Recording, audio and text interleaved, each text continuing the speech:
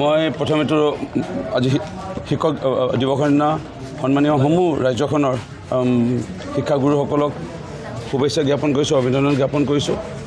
2006 চনত প্ৰথম যেতিয়া মই বিধায়ক হৈছিলোঁ, শিক্ষাগুৰুসকলৰ বহু আপত্তি দেখা পাইছিলোঁ।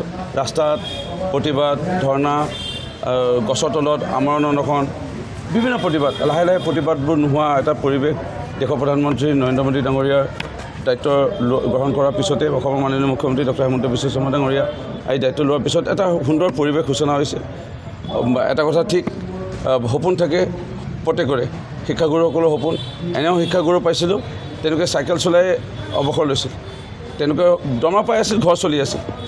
তেওঁলোকৰ আশা সপোন আছিল হয়তো পকা ঘৰ, এটা বাহন, কিন্তু পোৱা নাছিল। ডক্টৰ হিমন্ত বিশ্ব শৰ্মা ডাঙৰীয়া নেতৃত্বাধীন বৰ্তমান চৰকাৰে আপোন ঘৰ, আপোন বাহন আঁচনি প্ৰৱৰ্তন কৰাৰ পিছত আজি প্ৰত্যেক শিক্ষাগুৰুৱে ক'ব পাৰি আপোন ঘৰ এটা বনাই ল'ব পাৰিছে, আপোন বাহন এখন কিনিব পাৰিছে। ভাল পৰিৱেশ হৈছে। হয়, শিক্ষাগুৰুসকলৰ দুই এটা বা সমস্যাৰ কথা মাজে মাজে কয়, সেয়াও নিশ্চয় মাননীয় মুখ্যমন্ত্ৰী ডক্টৰ হিমন্ত বিশ্ব শৰ্মা ডাঙৰীয়াই সমাধান কৰিব। মই শিক্ষাগুৰুসকলক আজি এটাই যোৰহাট জিলা পুথিভঁৰালত অনুৰোধ জনালোঁ যে আপোনালোকে কিতাপৰ জ্ঞান দিয়া। আজি মোৰ দৰে এজন ছাত্ৰ হয়তো এনে বহু ছাত্ৰ আছে, কিতাপৰ কি জ্ঞান দিছিলে আমি এতিয়া পাহৰি লৈ আছোঁ। মোৰ 40 বছৰ আগৰ প্ৰাথমিক বিদ্যালয়ত পঢ়া, মোৰ এই বয়স হৈছে 47, 7 বছৰ আগত বা 7 বছৰ বয়সত থাকোঁ যেতিয়া প্ৰাথমিক বিদ্যালয়ত আছিলোঁ। কিন্তু কেইটামান বিষয়ে যেতিয়া কাণ চেপা দি পেলাই কৈছিল, আজিকালি কাণ চেপা দিব নোৱাৰে, চিটিকনি মাৰি দিব নোৱাৰে, কিন্তু দুই এটা মুখৰে কথা কৈছিল, মানে লাজ ভয় নকৰিবা, কেৱল যদি ভগৱানক ঈশ্বৰক অকল ভয় কৰা আৰু কাকো ভয় নকৰা, তেতিয়াহে তুমি জীৱনত আগবাঢ়িব পাৰিবা। এনে কিছুমান বাৰ্তা আছে। সেই বাৰ্তাসমূহ পাৰিলে যিমান অভিজ্ঞতাপূৰ্ণ তেওঁলোকৰ জীৱনৰ যাত্ৰাত যি অভিজ্ঞতা আছে সেইখিনি বিয়পাবৰ কাৰণে আহ্বান জনাইছোঁ, আৰু তেনে আমাৰ সুন্দৰ এখন সমাজ গঢ় লৈ উঠিব।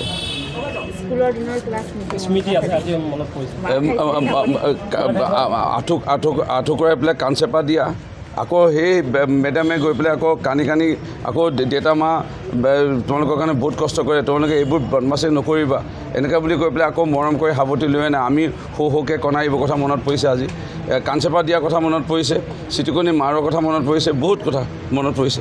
একেবাৰে মই এটাই, এতিয়াতো চিটিকনি মাৰ দিব নোৱাৰি, আমাৰ দিনত আছিল। তাৰপিছত কাণ চেপা দিব নোৱাৰি, এই কি বুলি কয় বেংকটোৰ নিচিনাকৈ ৰাখিব নোৱাৰি, ৰ'দত ৰখাই থৈছিলে আগত, সেইবোৰতো আজিকালি দিন নাই। কিন্তু মই কওঁ যে যিমান পাৰে মুখেৰে ভাল ভাল বাৰ্তা দি পেলাই আমাৰ কিতাপৰ জ্ঞান হয়তো এজন ছাত্ৰ বা ছাত্ৰীক শৈক্ষিক দিশত আগুৱাব, কিন্তু আধ্যাত্মিক দিশত বা মানুহ হোৱাৰ ক্ষেত্ৰত যিটো আগবঢ়াব হয়তো নোৱাৰিব পাৰে সেই কিতাপৰ জ্ঞানে। তেওঁলোকক যিমান পাৰে নিজৰ অভিজ্ঞতাপূৰ্ণ জ্ঞানসমূহ বিয়পাবৰ কাৰণে শিক্ষাগুৰুসকলক আহ্বান জনাইছোঁ। শুভেচ্ছা জনাব আৰু কেইজন শিক্ষক আজি জিলাত আজি অত্যন্ত পবিত্ৰ দিৱস। মই মোৰ অন্তৰ গভীৰতম কোণৰ পৰা সকলো আমাৰ জিলাৰ শিক্ষক, অসমৰ শিক্ষক, সকলো শিক্ষক সমাজলৈ মোৰ অন্তৰতম গভীৰতম কোণৰ পৰা শ্ৰদ্ধা নিবেদন কৰিলোঁ। আমাৰ ষ্টেট পৰ্যায়ত দুগৰাকীয়ে পাইছে, মণি দত্ত আৰু আমাৰ প্ৰশান্ত মহন্ত, বৰহুলা আৰু আমাৰ গভৰ্ণমেণ্ট গাৰ্লছৰ। তেখেতসকলে আজি ইতিমধ্যেই ডিব্ৰুগড়ত মাননীয় মুখ্যমন্ত্ৰীৰ পৰা ৰাজ্যিক ভিত্তিত লৈছে, আৰু আমি জিলা ভিত্তিতো আমি প্ৰায় 17 গৰাকীক আমি ইয়াতে বঁটা আজি আমি দিলোঁ। আমি যিখিনি পাইছোঁ, আমাৰ এখন কমিটি আছিল, কমিটিৰ পৰা আমাক চিলেক্ট কৰিছোঁ, কিন্তু এইটো নহয় যে 16জনেই শ্ৰেষ্ঠ। আমি সকলো শিক্ষক সমাজলৈ এই 16-17জন যি আমি আজি ইয়াত সম্বৰ্ধনা জনালোঁ, তেখেতসকলৰ জৰিয়তে সকলোকে আমি শ্ৰদ্ধা নিবেদন কৰিছোঁ। আমি আশা কৰিছোঁ শিক্ষকসকলে আমাৰ মূল চালিকা শক্তি, তেখেতসকলে আমাৰ যি ছাত্ৰ ছাত্ৰী আছে এগৰাকী ভাল নাগৰিক বনাওক আৰু যোৰহাটখন দিনে দিনে আগবঢ়াই নিয়ক। আৰু মই আশা কৰিম আমাৰ যোৰহাটখন অত্যন্ত শিক্ষাৰ ক্ষেত্ৰত উন্নত ঠাই, ইয়াৰ মানদণ্ড যাতে আৰু ওপৰলৈ যায়, মই সেইটোৱে কামনা কৰিম। ধন্যবাদ।